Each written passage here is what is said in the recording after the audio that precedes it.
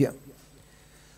Ouvrez votre Bible au livre des Romains, chapitre 8,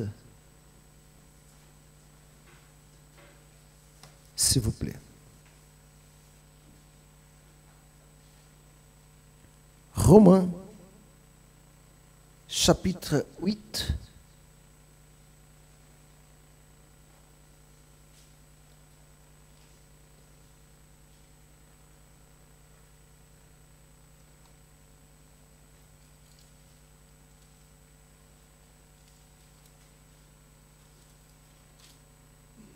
Romains, chapitre 8, à partir do verset 11. Et si l'Esprit, lisez attentivement s'il vous plaît, et, si l'Esprit, quer baixar pouquinho aqui, está muito alto. Si l'Esprit de celui, avez-vous trouvé ou pas? Si vous n'avez pas la Bible, vous avez là, lisez là, s'il vous plaît. Et si l'Esprit, et Esprit avec lettre majuscule, ça veut dire le Saint-Esprit. Si l'Esprit de celui qui a ressuscité Jésus d'entre les morts habite en vous, celui qui a ressuscité Christ d'entre les morts rendra aussi la vie à vos corps mortels par son Esprit qui habite en vous. Si l'Esprit, Saint-Esprit, si l'Esprit avec E majuscule, ça veut dire le Saint-Esprit. Si le Saint-Esprit, qu'est-ce que le Saint-Esprit a fait? Qu'est-ce qu'il a fait? Il a ressuscité le Seigneur Jésus. Le Seigneur Jésus était mort un vendredi et son corps mort a été déposé dans un sépulcre. Et le Saint-Esprit a entré dans le corps mort du Seigneur Jésus. Il a fait quoi? Il a fait quoi, messieurs, dames? Il a ressuscité le Seigneur Jésus. Et ça, c'est la raison de notre foi. La raison de notre foi, c'est justement là. La résurrection de notre Seigneur Jésus. Il n'est pas mort, il est vivant. Et ici, l'apôtre Paul dit que c'est le Saint-Esprit de celui, de Dieu, celui, ça veut dire Dieu, c'est le Saint-Esprit qui est Dieu, qui a ressuscité Jésus d'entre les morts, habite en nous. Si on reçoit le même esprit que le Seigneur Jésus a reçu, qui est le Saint-Esprit, alors, le Saint-Esprit qui a ressuscité Christ d'entre les morts rendra aussi la vie à vos corps mortels. La vie ne finit pas dans le cercueil. La vie ne finit pas non plus dans les cimetières. Au contraire, c'est le début. Le jour qui on fermera nos yeux dans ce monde pour jamais ouvrir, ce jour-là, votre âme va reposer en attendant la résurrection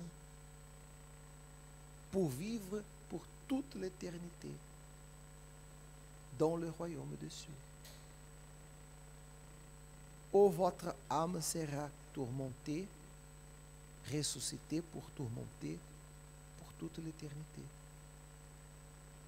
Et c'est à vous de décider pour vous-même. Personne pour décider ou prendre la décision à votre place. Ce n'est pas une décision que je peux prendre pour mon épouse ou que je peux prendre pour ma fille. C'est personnel. La décision de se livrer au Seigneur Jésus et recevoir son esprit est individuelle et personnelle. Plusieurs personnes ne pensent qu'à la vie dans ce monde et s'oublient de l'éternité. Je vais vous montrer une vidéo qui parle, qui enseigne les derniers jours de nous tous dans cette vie, qui sera le début de l'éternité, car l'âme ne meurt pas. Le corps va mourir, pas l'âme. Pas l'âme. Ensuite, il dit, verset 12, ainsi donc, frères, nous ne sommes point redevables à la chair pour vivre selon la chair. Si vous vivez la chair, vous mourrez. Mourir, c'est la mort éternelle.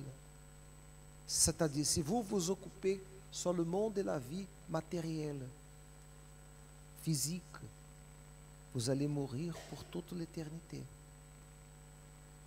Mais si par l'Esprit, par le Saint-Esprit, vous faites mourir les actions du corps, vous vivrez. Vous vivrez éternellement. Car tous ceux qui sont conduits par l'Esprit de Dieu sont fils de Dieu. S'il vous plaît, au nom de Jésus, enregistrez cette phrase dans votre tête. Tous ceux qui